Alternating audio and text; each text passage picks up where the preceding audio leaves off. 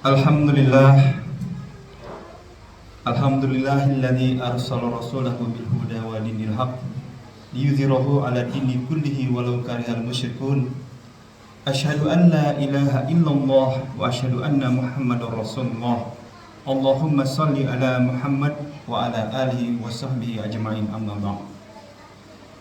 Fa ya ibadallah, usihi nafsi wa iyyakum bi taqwallah faqad fazal muttaqun. Wa qala ta'ala ya ayyuhalladzina amanu ittaqullaha haqqa tuqatih wa la tamutunna illa wa antum muslimun. Shadaqallahul adzim. Masyiral muslimin jamaah Jumat Masjid atau Mushola An-Nur yang dirahmati oleh Allah, pada kesempatan yang berbahagia ini marilah kita semua bersyukur kepada Allah Subhanahu wa taala atas segala nikmat dan karunia yang telah Ia berikan kepada kita. Berbagai nikmat yang telah kita rasakan hingga saat ini, diantaranya adalah nikmat kesehatan, nikmat iman, nikmat Islam, dan berbagai nikmat lainnya. Dengan cara apa kita bersyukur? Dengan cara bertakwa, menjalani segala perintahnya dan menjauhi segala larangannya. Semoga ketakwaan kita akan membawa kita masuk ke dalam surga yang dijanjikan oleh Allah kelak. Amin ya rabbal alamin. Tak lupa salawat dan salam kita haturkan kepada junjungan kita, Nabi kita Muhammad sallallahu alaihi wasallam. Semoga kita semua termasuk orang-orang yang mendapatkan syafaat di hari kebangkitan kelak. Amin amin ya rabbal alamin.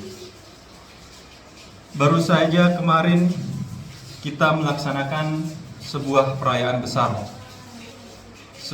salah satu hari raya.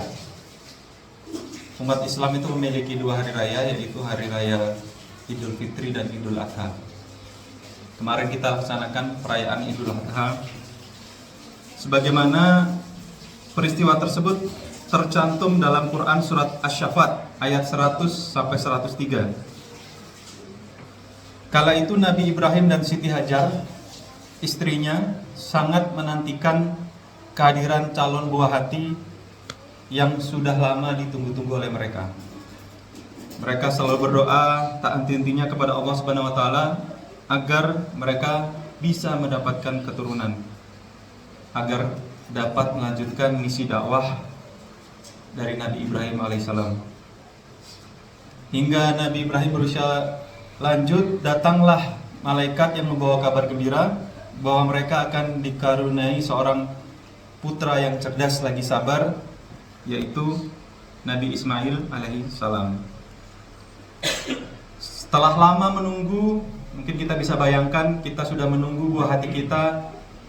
Setelah lama menikah, bertahun-tahun, akhirnya dikaruniai anak.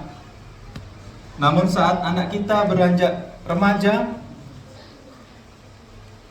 Nabi Ibrahim alaihissalam mendapatkan perintah melalui mimpi untuk menyembelih putra semata wayangnya, yaitu Nabi Ismail alaihissalam. Dan itu juga kondisinya mungkin berbeda dengan kita sekarang, karena baru saja lahir, belum lama Nabi Ibrahim sudah diutus oleh Allah ke tempat yang lain. Jadi dia harus meninggalkan anak semata wayangnya bersama istrinya di tempat yang sekarang menjadi Mekah Al-Mukarramah. Namun begitu remaja ternyata mendapatkan perintah yang sangat tidak mudah. Singkat cerita, mendengar cerita ayahnya soal mimpi tersebut, sikap Nabi Ismail justru mengejutkan. Hai ayahku, kerjakanlah apa yang diperintahkan kepadamu, termasuk menyembelihku. Insya Allah kamu akan mendapatiku termasuk orang-orang yang sabar, ucap Nabi Ismail. Lalu dikerjakanlah perintah Allah tersebut, sehingga ketika akan dikurbankan anaknya, Allah mengutus malaikat untuk mengganti Nabi Ismail dengan seekor domba. Dan inilah adalah titik awal adanya Idul Adha yang bertepatan dengan pelemparan jumrah bagi jemaah haji di Mekah. Jadi cerita ini adalah cerita yang sudah kita dapatkan dari kecil, dari kita sekolah dasar. Kita sudah lumrah dengan cerita ini, termasuk juga apa sikap yang bisa kita teladani. Salah satunya adalah bagaimana Nabi Ismail bisa mencerminkan sikap seorang yang sabar serta percaya bahwa mimpi tersebut merupakan kebenaran yang datang dari Allah Subhanahu wa taala. Dan semua perintah yang datang dari Allah Subhanahu wa taala harus dilaksanakan. Jadi tidak mudah untuk pasrah dengan segala ketetapan Allah. Kalau kita menyelami perasaan batiniah Nabi Ibrahim dan Nabi Ismail, apakah kita sebagai manusia sanggup untuk menyerahkan nyawa kita jika itu adalah perintah dari Allah? Dan dalam posisi Nabi Ibrahim yang sudah lama menanti anak, justru diperintahkan untuk menyembelihnya. Di sini tentu ada sebuah pengorbanan yang harus dilakukan, dan ada rasa keikhlasan yang harus ditanamkan. Keikhlasan yang dimiliki oleh Nabi Ibrahim alaihissalam adalah karena dirinya menyadari bahwa semua yang dimilikinya saat ini adalah sekedar titipan dari Allah Subhanahu wa taala. Dan kita semua di sini juga sebenarnya selayaknya Nabi Ibrahim. Kita memiliki Ismail sendiri-sendiri. Ismail itu bisa berupa harta, jabatan, keluarga, prestasi, atau orang-orang yang kita sayangi. Ketika mungkin kita ditinggal oleh orang yang kita sayangi, keluarga yang kita sayangi, kita dituntut untuk ikhlas melepaskannya. Dia adalah Ismail kita. Kita memiliki rumah yang sangat kita sayangi, tiba-tiba terkena bencana alam, hancur, maka kita harus melepaskan. Rumah itu adalah Ismail bagi kita. Atau pekerjaan kita tiba-tiba kena PHK, maka kita harus ikhlas melepaskan pekerjaan kita. Itu adalah Ismail kita. Jadi sebenarnya yang dikorbankan oleh Nabi Ibrahim alaihissalam saat itu bukanlah putranya, melainkan rasa kepemilikan terhadap putranya, yaitu Nabi Ismail alaihissalam. Sekali lagi, di sini marilah kita sama-sama memahami bahwa hakikatnya apapun yang kita miliki hanyalah titipan. Kita boleh jadi memiliki harta yang banyak, jabatan yang tinggi, anak-anak yang cerdas dan lucu, dan lain sebagainya, namun semua itu sejatinya hanyalah titipan.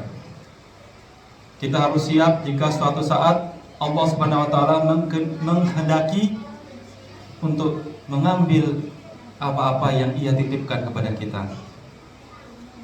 Oleh karena itu, hakikat dari apa yang kita kerjakan kemarin, penyembelihan kurban, tidak hanya kita berbagi, namun juga sebagai simbol dari melepaskan kecintaan kita kepada dunia, rasa kepemilikan yang berlebihan kepada dunia, karena sejatinya ini semua adalah titipan dari Allah Subhanahu wa taala. Aqulu qouli hadza wa astaghfirullah li wa lakum wastaghfiruh innahu huwal ghafurur rahim.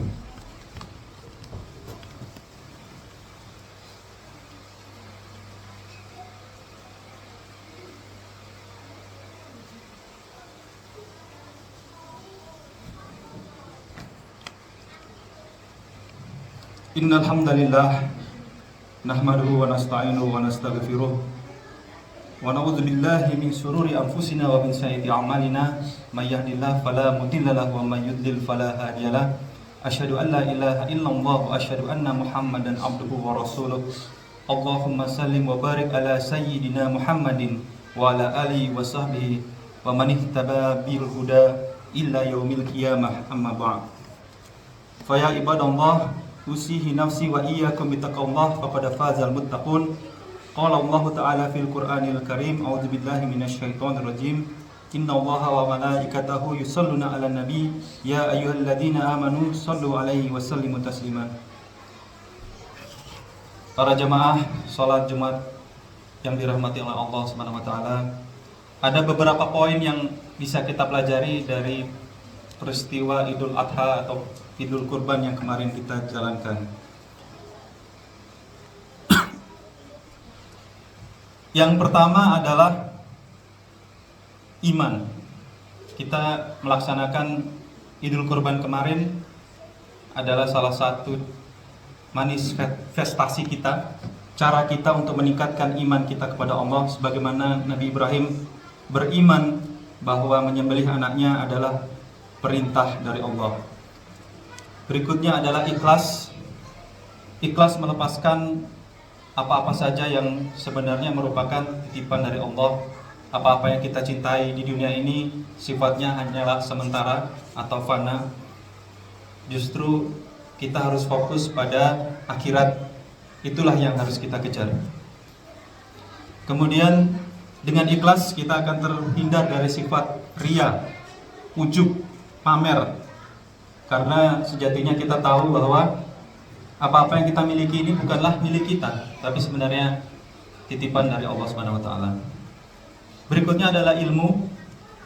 Kita harus terus mencari ilmu, karena ibadah tanpa ilmu itu kurang lengkap, bahkan bisa berarti sia-sia. Suatu ibadah yang kita yakini mendapatkan pahala, namun jika tanpa ilmu bisa jadi itu hanyalah sebuah ritual belaka. Berikutnya adalah sabar. Sabar dengan segala ketetapan Allah, sabar dengan segala takdir yang Allah berikan kepada kita. Karena sekali lagi hidup di dunia ini adalah sementara, yang kekal adalah akhirat. Maka bersabarlah terhadap segala cobaan yang kita alami di dunia ini. Poin berikutnya adalah cinta orang tua kepada anaknya, serta diiringi dengan rasa hormat anak kepada orang tua. Terbentuknya sikap baik dari Nabi Ismail tidak luput dari peran Nabi Ibrahim dan Siti Hajar sebagai orang tuanya. Sedangkan yang bisa membalas cintanya orang tua kepada anaknya adalah birrul walidain. Jadi di sini peran kita sebagai orang tua dalam membimbing anak-anak kita yang masih kecil atau remaja untuk menjadi anak-anak yang soleh-soleha sangatlah penting. Kita juga harus menanamkan ilmu dan Islam kepada anak-anak kita agar mereka tidak menjadi generasi yang lemah. Padahal tantangan di dunia ini semakin berat. Apa yang kita alami dulu ketika kecil sudah berbeda dengan apa yang akan dihadapi anak-anak kita ke depannya. Maka kita sebagai orang tua harus membekali anak kita dengan Islam, dengan basic fundamental ilmu yang kuat. Jangan sampai mereka menjadi anak-anak yang malah mencelakakan kita sebagai orang tuanya. Ketika ditanya kenapa kamu seperti ini, di akhirat nanti dijawab karena orang tuaku tidak pernah mengajarkanku. Maka di sini pentingnya peran kita sebagai orang tua, dan agar anak-anak kita juga membalasnya dengan birrul walidain, yaitu kecintaan mereka terhadap orang tuanya, keikhlasan mereka dalam merawat orang tuanya. Yang mana kita saat ini yang berada di sini bisa menerapkan ini kepada orang tua kita jika masih ada. Poin berikutnya lagi adalah dengan adanya anak yang soleh, maka kita bisa mendapatkan amal jariah yang tidak ujung putus, yaitu doa dari anak-anak yang soleh-solehat mendoakan kita. Dan sebaliknya doa kita kepada anak adalah yang mustajab. Sebagaimana disebutkan, akan datang suatu masa di mana mulut kita dikunci, tangan kaki menjadi saksi. Artinya sikap kita kepada orang tua pun akan diperlihatkan di hari akhir dan dimintai pertanggungjawaban. Jadi kita sebagai orang tua, sebagaimana tadi sudah saya sebutkan, akan diminta pertanggungjawaban oleh anak-anak kita, bagaimana kita mendidik mereka. Baik laki-laki maupun perempuan, kita harus benar-benar mendidik mereka dengan sebaik-baiknya. Bahkan ada sebuah hadis yang menyatakan bahwa jika kita bisa mendidik anak perempuan kita dengan baik, maka itu adalah salah satu pintu keutamaan kita menuju surga nanti. Poin yang terakhir adalah membangun keluarga yang sakinah, mawadah, warahmah. Melalui Nabi Ibrahim kita dapat melihat suatu keluarga yang saling mengasihi, juga saling mengasuh satu sama lain. Di sini bertepatan kita sebagai umat atau warga Padma Residence yang terdiri dari keluarga-keluarga kecil, maka penting sekali untuk membentuk keluarga kita sendiri di rumah yang sakinah, mawadah, warahmah. Terakhir, ibadah kurban merupakan wujud kesadaran dan kepasrahan hamba yang tidak memiliki apa-apa dan tidak memiliki kekuasaan apa-apa. Maka ingatlah bahwa apa yang dipasrahkan Nabi Ibrahim berupa anak tercinta Ismail, kemudian diganti Allah dengan domba. Ini merupakan sebuah simbol dari besarnya rasa kepemilikan kita terhadap sesuatu yang bersifat fana atau sementara. Ini harus kita hilangkan. Kita ganti dengan rasa cinta kita kepada Allah Subhanahu wa taala dan bertakwa dengan sebenar-benarnya takwa, sehingga kita semua bisa masuk ke dalam surga-Nya kelak. Amin ya rabbal alamin. Mari kita tutup khutbah kedua ini dengan doa. Semoga kita semua dapat menjadi hamba-hamba Allah yang ikhlas, hamba Allah yang bertakwa, dan Allah Subhanahu wa taala ridho dengan apa yang telah kita kerjakan selama kita di dunia, menerima segala amalan kita, termasuk apa yang telah kita kurbankan kemarin. Amin ya rabbal alamin. Allahumma shalli ala Muhammad wa ala ali Muhammad kama shallaita ala Ibrahim wa ala ali Ibrahim fil alamin innaka Hamidum Majid. Allahumma fir lil muslimina wal muslimat wal mu'minina wal mu'minat al ahya'i minhum wal amwat innaka sami'un qaribun mujibud da'wati ya qadiyal hajat. Rabbana zalamna anfusana wa illam taghfir lana wa tarhamna lanakunanna minal khasirin. Rabbana ja'alna muqima salatina wa min zurriyyatina rabbana taqabbal du'a. Rabbana fir lana dzunubana wa liwalidina warhamhuma kama rabbayana shaghira. Rabbana la tuzigh qulubana ba'da idh hadaitana wa hab lana min ladunka rahmah innaka antal wahhab. Rabbana atina min ladunka rahmatan wa hayyi lana min amrina rasyada. Rabbana atina fid dunya hasanah wa fil akhirati hasanah wa qina azabannar. Walhamdulillahi rabbil alamin. Aqimussalah.